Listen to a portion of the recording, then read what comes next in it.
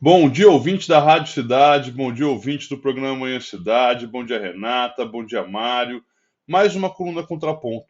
E no dia de hoje a gente vai falar um pouquinho sobre o IAC 14, o Incidente de Assunção de Competência 14, que foi julgado pelo STJ. Ele versa sobre um importante tema do dia a dia, do cotidiano de todos nós: o fornecimento de medicamentos ou de tratamentos médicos pelo poder público. E qual é a discussão que foi travada nesse IAC?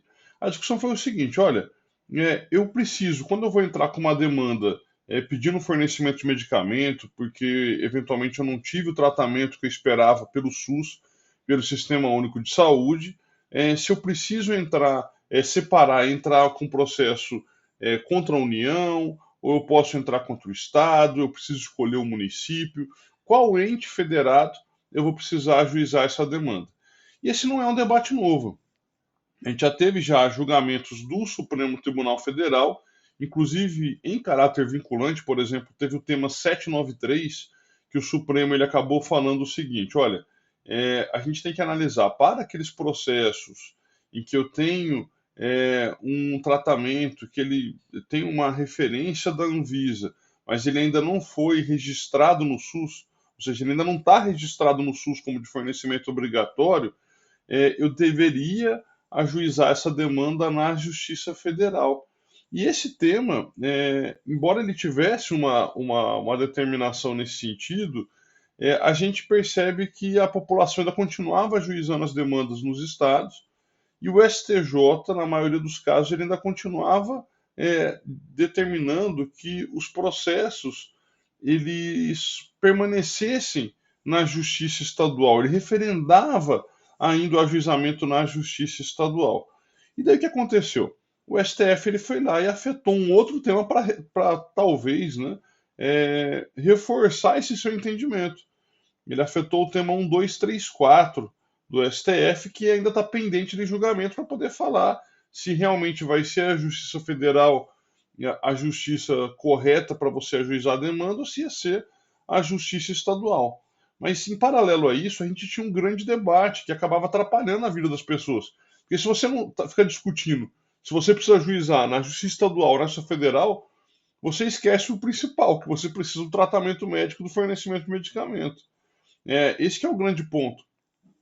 Para a população, ela não está preocupada se você vai ajuizar numa justiça X ou Y. Ela quer receber o medicamento, ela quer receber o tratamento médico. Enquanto isso, a gente tinha esse debate todo em relação a qual seria o órgão jurisdicional para você processar o requerimento de fornecimento de medicamento ou de tratamento médico. Daí o que aconteceu? Teve o julgamento do IAC 14 agora. O que o STJ acabou falando? O Superior Tribunal de Justiça. E com isso a gente percebe que esses dois tribunais superiores, eles muitas vezes eles não dialogam, né?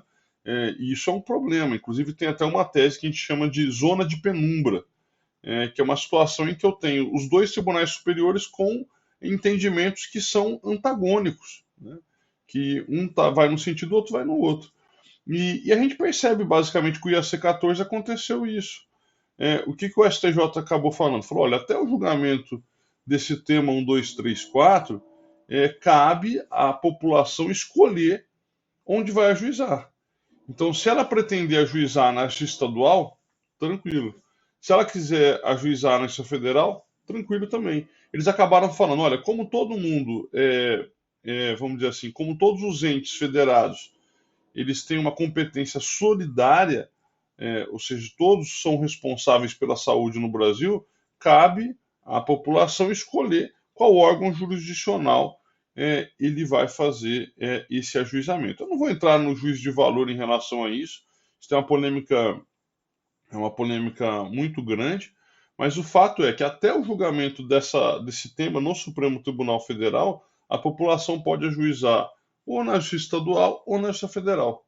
Né? Ela não vai precisar olhando a situação, olha, se ele está aprovado pela Anvisa, mas não está registrado, então ela não vai precisar tomar esse cuidado todo. Né? Então ela vai poder fazer o ajuizamento na Justiça estadual ou na Justiça Federal.